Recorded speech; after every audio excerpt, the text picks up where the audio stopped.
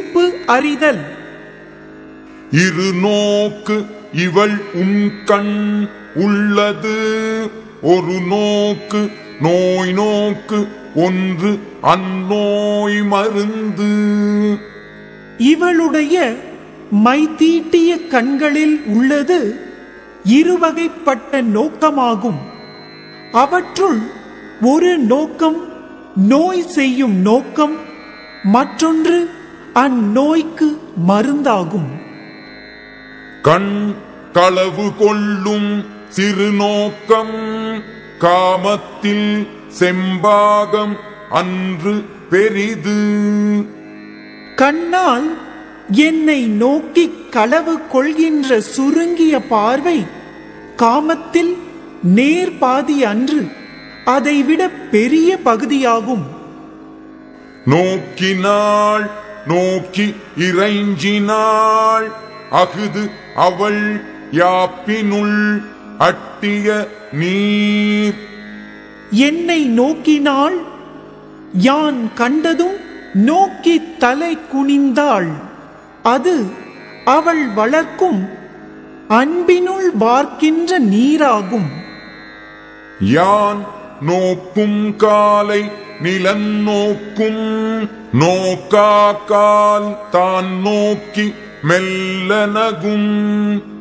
யான் நோக்கும் போது அவள் நிலத்தை நோக்குவாள், யான் நோக்காத போது அவள் என்னை நோக்கி மெல்ல தனக்குள் மகிழ்வாள்.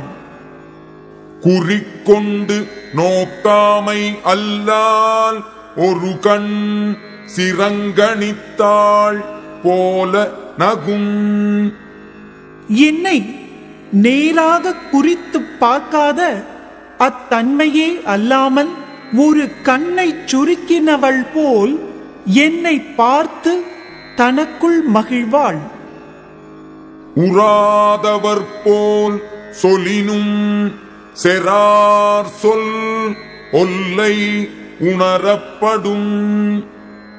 புறத்தே அயலார் போல் அன்பில்லாத சொற்களை சொன்னாலும் அகத்தே பகை இல்லாதவரின் சொல் என்பது விரைவில் அறியப்படும்.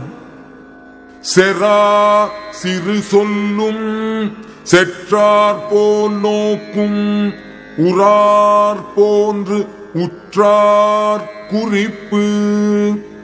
பகை கொள்ளாத கடுஞ்சொல்லும் பகைவர் போல் பார்க்கும் பார்வையும் புறத்தே அயலார் போல் இருந்து அகத்தே அன்பு கொண்டவரின் குறிப்பாகும்.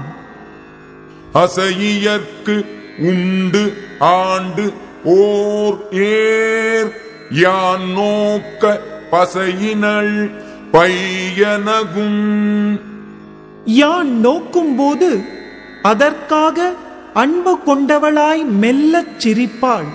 அசையும் மெல்லிய இயல்பை உடைய அவளுக்கு அப்போது ஓர் அழகு உள்ளது.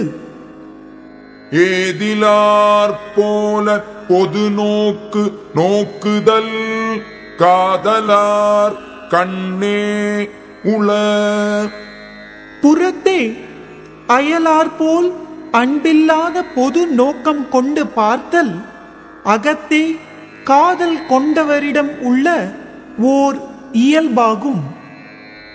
கண்ணொடு கண் இணை நோக்கு ஒக்கின், வாய் சொற்கள் என்ன பயனும் இல.